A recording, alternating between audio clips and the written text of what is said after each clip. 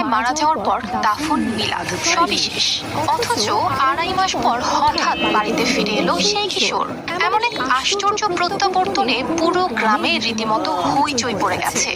এই যে একজনকে দাফন করা হয়েছে, হঠাৎ 2.5 মাস পরে সে জীবিত অবস্থায় বাড়ি, আসলে এরকম ঘটনা আমি তো ইতিপূর্বে শুনি নাই বা দেখি নাই।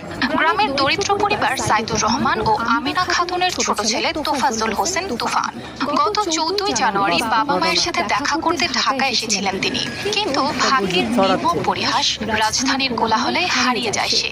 অনেক খোঁজাখুঁজি করেও পাওয়া যায়নি তাকে। বাধ্য হয়ে থানায় সাধারণ ডায়েরিও করে তার পরিবার। কয়েক মাস আগে জানুয়ারির 15 তারিখে আমার ছেলে হারাইছে।